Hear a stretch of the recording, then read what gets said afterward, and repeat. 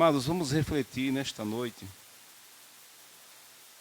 Primeiro livro dos Reis, capítulo de número 19.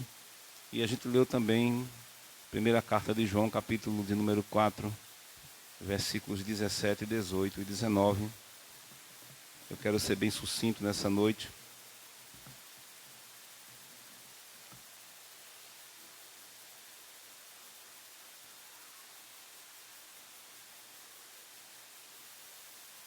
Deixa os irmãos encontrarem.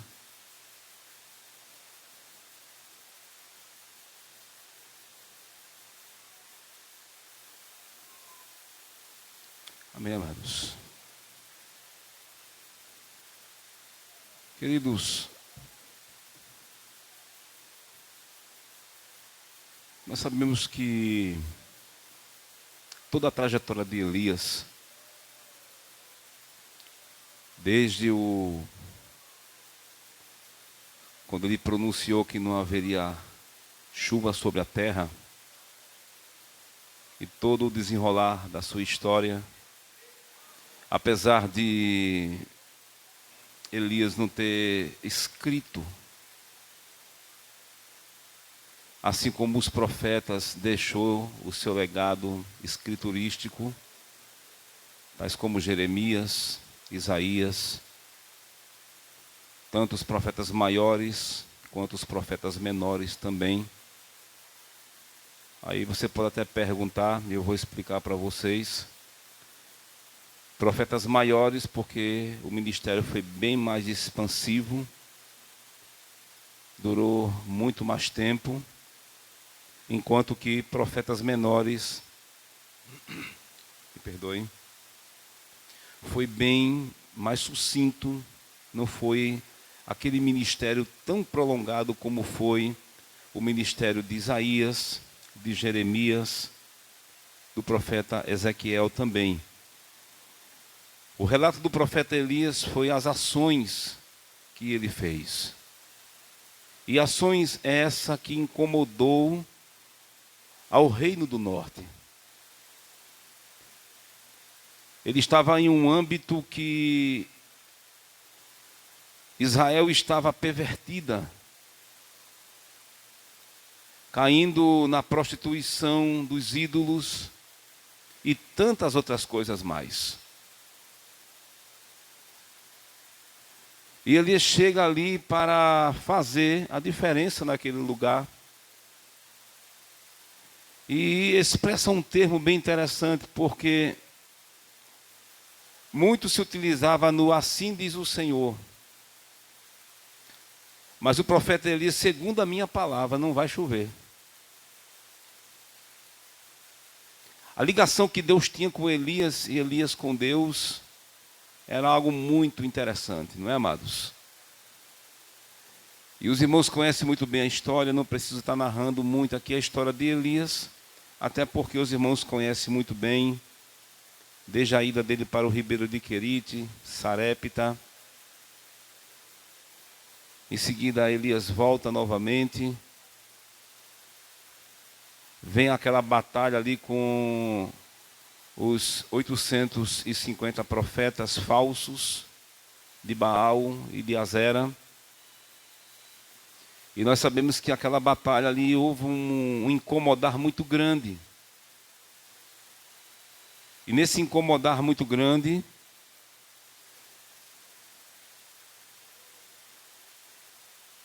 segura o telefone.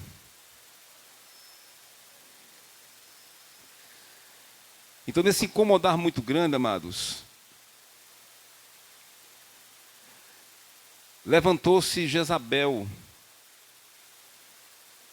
mulher que era da Fenícia, uma idólatra, uma mulher má, que na qual Acabe tinha se aliado com ela, se casou com ela, trouxe idolatria para dentro de Israel, coisa que Deus sempre abominou naquele tempo, ainda abomina também nos dias também atuais também.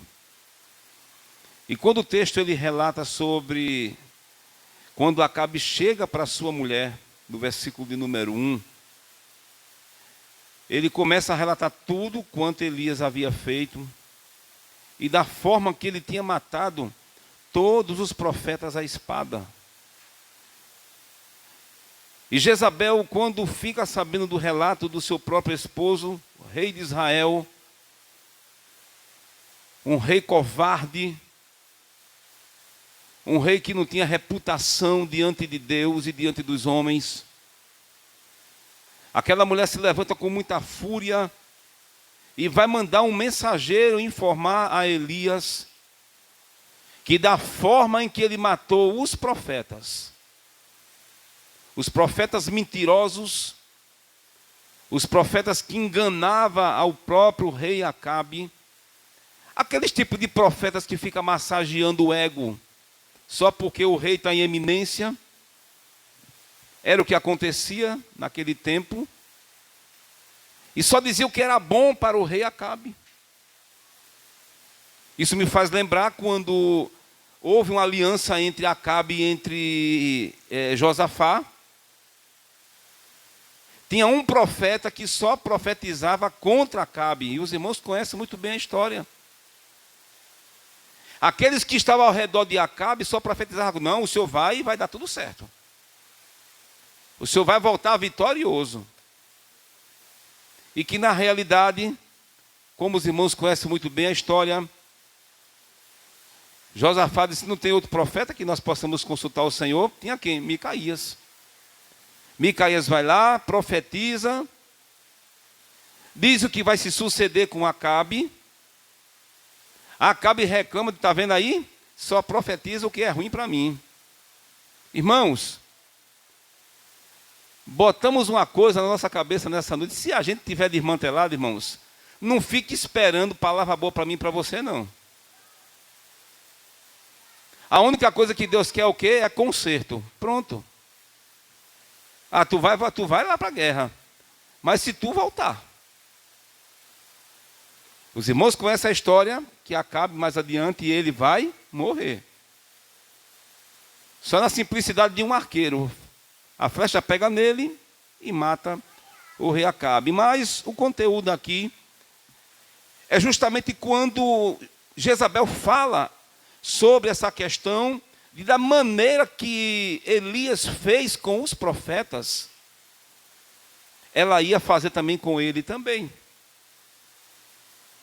E daí a Bíblia diz, amados, na linguagem da NAA, que ele teve medo. Ele temeu. Como é que pode um homem que profetizou, um homem que teve a coragem de pegar os 850 profetas e aniquilar eles todinho, aí por conta de uma ameaça de uma mulher, que a mulher era perversa, a mulher era ruim, mandava até no marido, porque quem mandava era ela, e acabou-se, ele tinha que obedecer. Quem é que não se lembra lá da vinha de Nabote? O que foi que ela fez? Provando que realmente era a índole de Jezabel. Uma mulher má. E a Bíblia diz que Elias, ele ficou com medo. Teve medo. Irmãos, um dos grandes problemas que nós enfrentamos nesta terra é a palavra medo. Medo é um estado emocional que se caracteriza por uma sensação de insegurança, de inquietação e, ao mesmo tempo, também de ansiedade. E em meio a tudo isso, o que acontece? O corpo, ele responde de acordo com a circunstância. O corpo sente as situações, que podem ser o quê? Tanto perigosas, quanto também ameaçadoras. Elias se sentiu-se ameaçado, irmão Elinaldo, e ele teve medo, e na mesma hora disse: quem fica aqui é outro, eu vou correr. Uns vai dizer que Elias estava em depressão, mas depressão, irmãos, a depressão ela vai se desencadeando com inúmeras situações que vão acontecendo. A depressão não pega o homem do dia para a noite, não. A depressão não pega você por uma simples ameaça, não. É com o tempo que ela vai o quê? Se desenvolvendo. Mas o texto diz que Elias teve medo. E o medo fez com que ele não ficasse, ele corresse. Mas Elias tinha confiança em Deus. E por que Elias correu, irmãos? Por quê? Porque Elias era ser humano igual eu e igual a vocês que estão aqui nessa noite. Nós temos um Deus que está do nosso lado, mas por um momento, por conta da ameaça, Elias preferiu correr e ele não quis ficar para ver o resultado que ia acontecer com ele. E a Bíblia diz que ele foi pelo deserto, versículo de número 4. Ele tinha deixado o seu moço no caminho, e ele se enveredou por Beceba. Ele chegou debaixo de um pé de zimbro, e a Bíblia diz, olha o que o medo pode fazer com o ser humano. A depressão, como desencadeia muitas coisas, ela pode levar a pessoa à morte. A pessoa pode desejar a morte, a pessoa pode querer até mesmo querer se matar, mas o medo fez também com que Elias também pediu também o quê? A sua própria morte. O versículo de número 4, ele diz, já basta, ó Senhor, na parte B, toma agora a minha vida, pois não sou melhor do que os meus pais. O medo que Elias estava tão grande, irmãos. Senhor, tira a minha vida. Mas Deus, que conhece o coração de Elias, é o mesmo Deus que está aqui nessa noite, que conhece o meu e o teu coração, e Ele sabe as vulnerabilidades que está na nossa mente e que nós precisamos trabalhar todos os dias. O medo é universal, amados. Ninguém nunca vai escapar do medo. E que a maior parte dele é por conta de quê? De ameaças e de situações perigosas. Isso me faz lembrar da situação de Adão. Adão, depois que comeu ali do fruto, juntamente com Eva, os olhos deles se abriram, eles passaram a entender agora que eles estavam nus, e o que eles fizeram? Eles se esconderam. Aí Deus sempre vinha visitar, Deus sempre vinha falar com a sua criação, e Deus pergunta, onde estás, Adão? E a Bíblia diz que Adão teve medo. Adão se escondeu. Primeiro, porque estava nu, e segundo, porque Deus estava chamando ele, estava com medo. Tem pessoas que têm medo, irmãos. Medo de quê?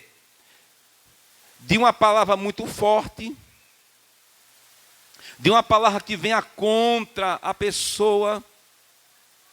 Isso me faz lembrar também da mulher do fluxo de sangue também, que após o milagre que aconteceu na vida dela, Jesus na mesma hora, no meio da multidão, ele sentiu que havia saído o poder dele. Aí diz o texto, irmãos, eu até marquei aqui, em Marcos capítulo 5, versículo de número 31, ele diz, disseram-lhe aos seus discípulos, vês que a multidão te aperta e dizes, quem me tocou?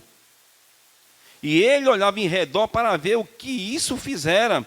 Então a mulher que sabia o que tinha acontecido, temendo, a palavra temer aqui, ela ficou com medo. Ela começou a ficar o quê? Trêmula. Ela ficou com medo porque Jesus falou assim, alguém me tocou. Ela pensava, irmãos, que Jesus poderia muito bem brigar com ela. E ela ficou com medo. O que é que ele vai dizer porque eu toquei nele? Tem pessoas que têm esse tipo de sensação.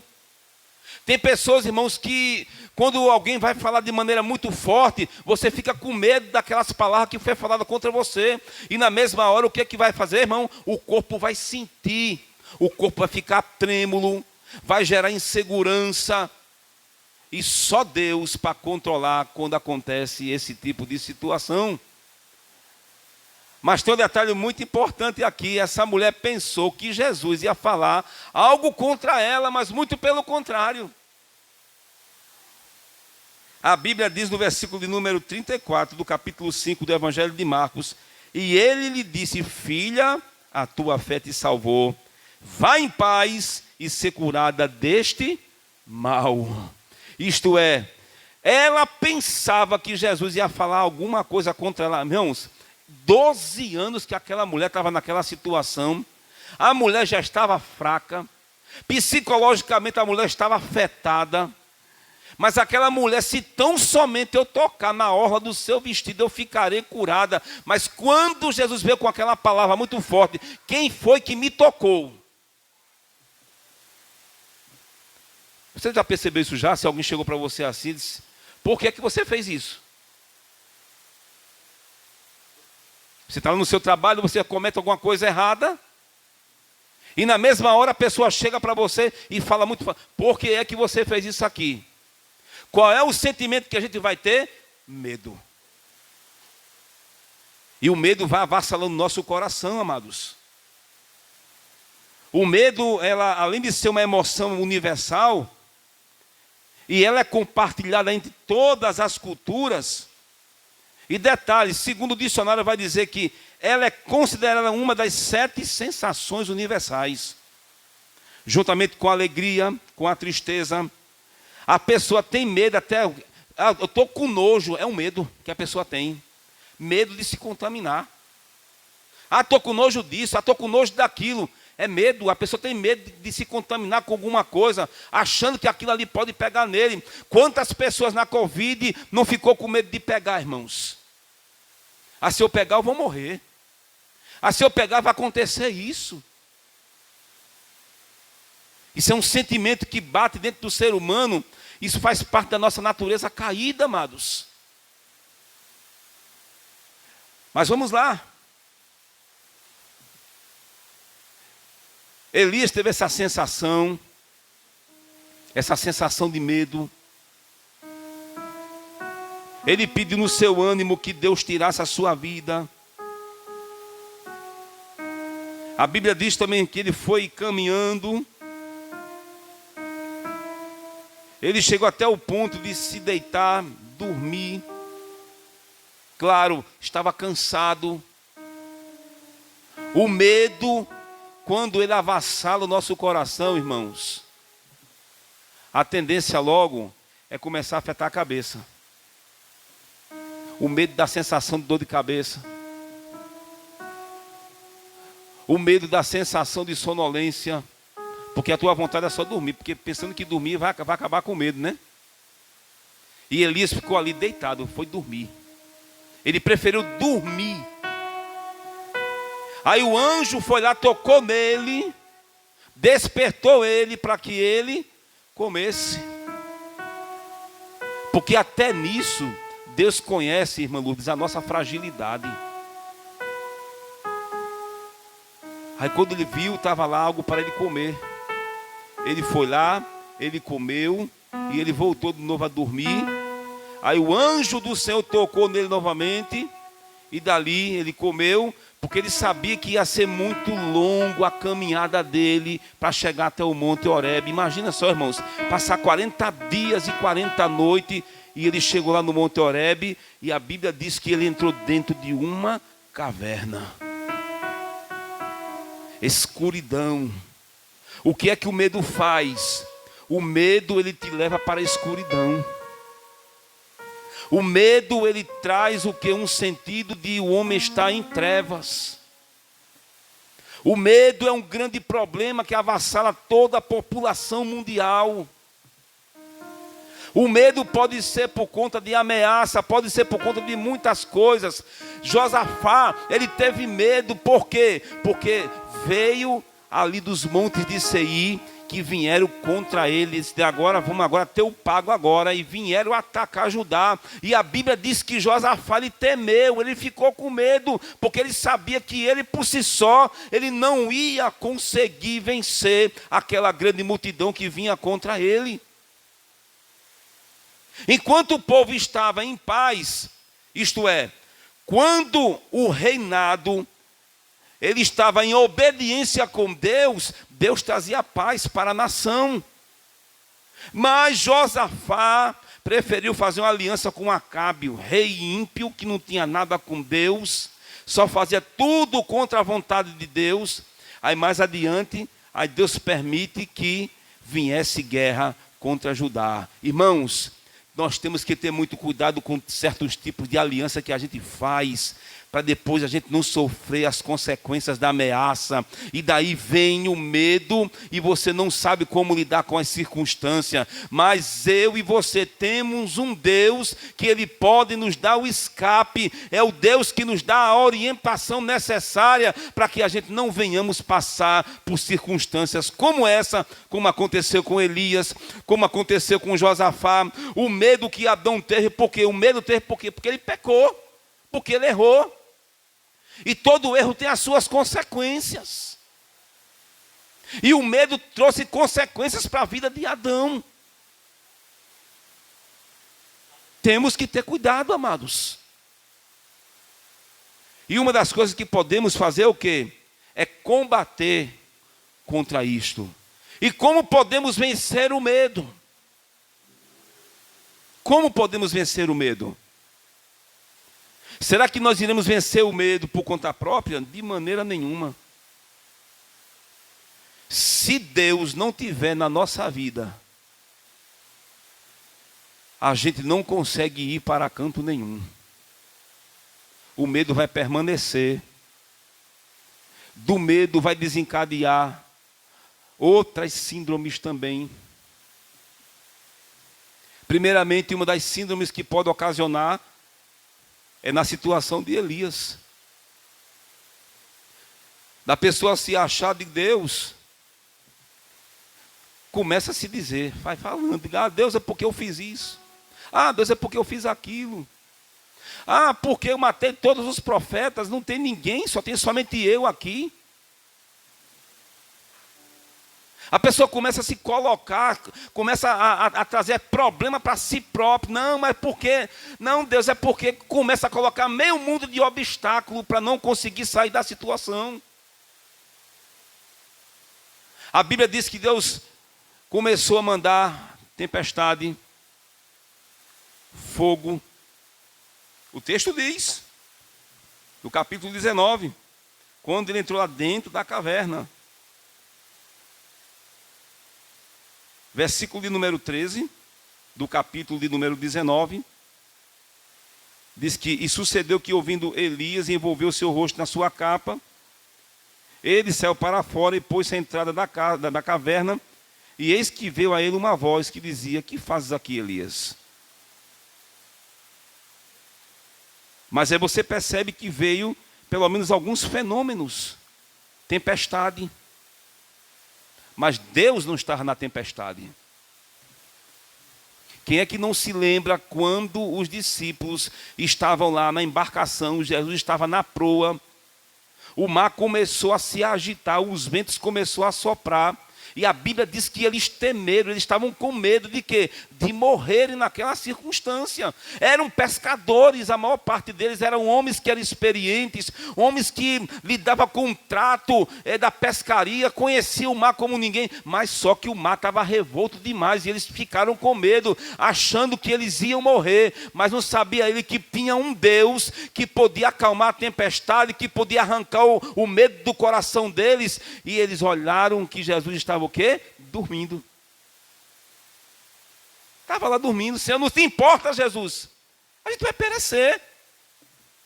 E a Bíblia diz que Jesus se levanta. Cala-te, vento, aquieta-te, mar. Porque só quem pode fazer isso é o meu, é o teu Jesus. É Ele que pode tirar a insegurança. O medo gera insegurança no coração da pessoa. A pessoa não é mais a pessoa que era anteriormente, fica com medo de tudo. É medo com sopro, é medo com vulto, é medo com vozes, é medo de tudo quanto é lado. Mas eu conheço um que tem o poder para acalmar a tempestade da tua vida. Ele tem o poder para dizer: olha, aquieta-te, aquieta-te, vento. Acalma-te, mar, não vai te sucumbir, não vai te afogar, esse medo não vai te matar, esse medo não vai fazer com que você desista da caminhada. Ainda tem muita coisa para se fazer nesta terra.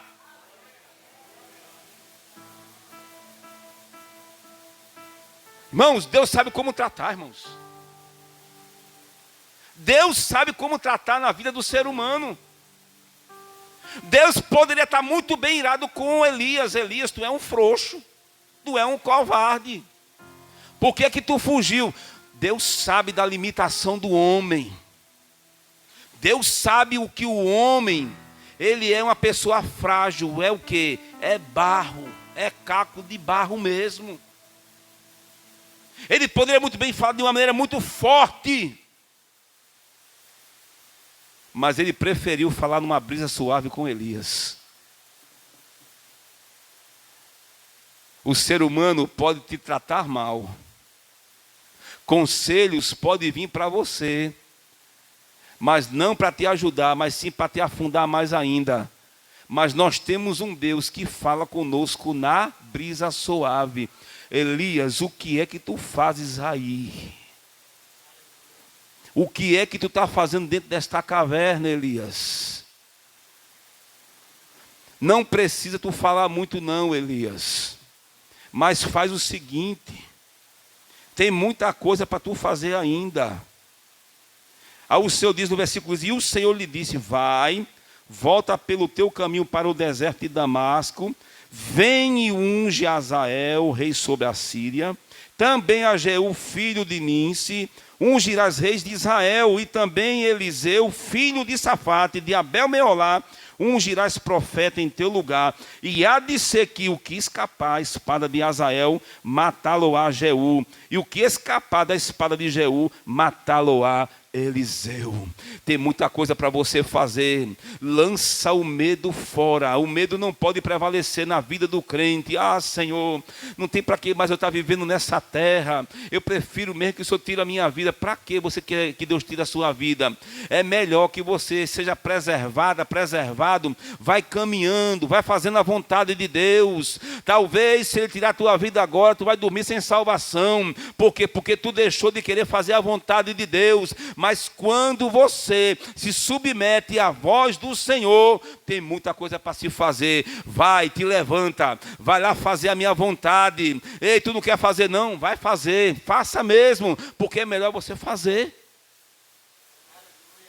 Na vida de Elias, vai lá, unge Azael, unge a Jeú, levanta Eliseu como profeta. Tem muita coisa para fazer, amados. Tira esse medo que está dentro do teu coração. Eu não sei como é que está a tua vida nesta noite, mas se o medo ele quer tentar te avassalar, lança ele fora. Mas como é que eu posso lançar esse medo fora? O amor de Deus, que é muito maior, amados. Ele ama eu e ama você.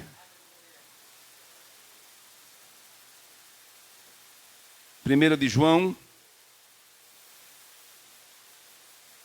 capítulo de número 4, versículo de número 18.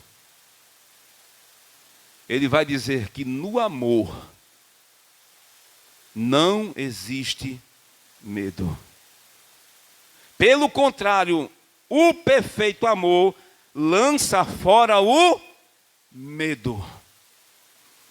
Quem ama a Deus, quem faz a vontade dEle, o medo, ele não vai se permear sobre a tua vida. Tem pessoas que têm medo até de gente morta. Tem pessoas que têm medo, irmãos, até da sua própria sombra. Mas o amor de Deus, quem tiver no amor dele, não existe medo. Diga para o seu irmão com muito carinho que está do seu lado: o amor de Deus tira todo medo. Tira, ele lança. Senhor, lança de mim todo medo. Senhor, lança fora de mim toda insegurança.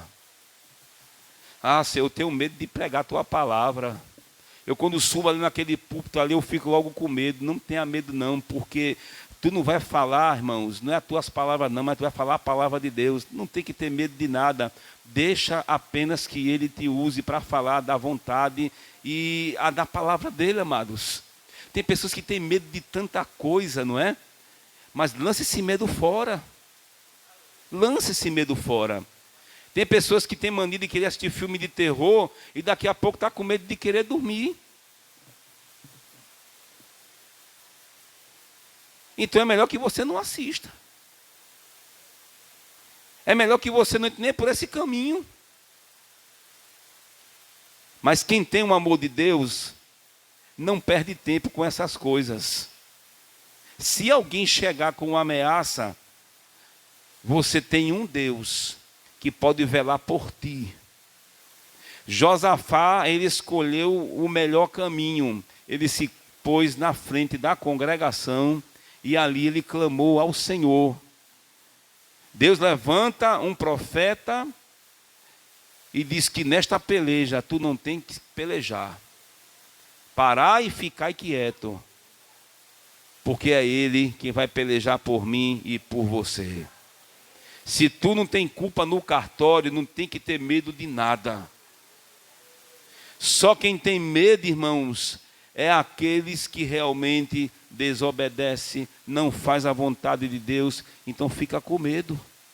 Às vezes a gente abre a boca demais e fala coisa que não deve, e quando vem a ameaça, aí você fica com medo, Senhor, e agora? O que vai acontecer?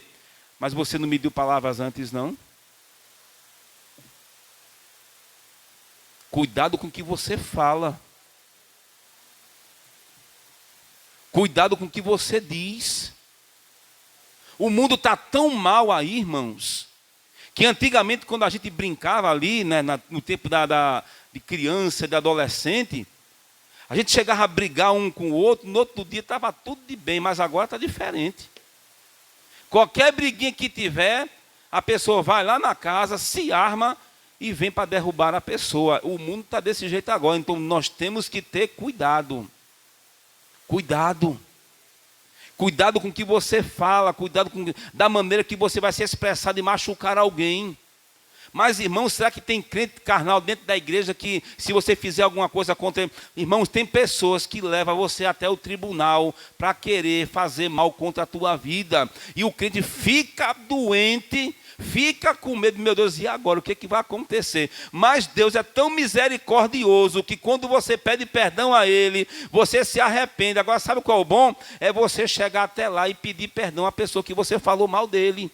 Aí rapidamente o medo vai sair de você. Quando a pessoa disser, não, eu lhe perdoo em nome de Jesus. E tira o medo. Amém, meus amados? Que possamos aprender, amados, mais e mais. Elias se fortificou, se levantou, Deus deu ânimo a ele. E ele continuou a jornada dele. E o nome do Senhor foi glorificado. Amém, meus amados?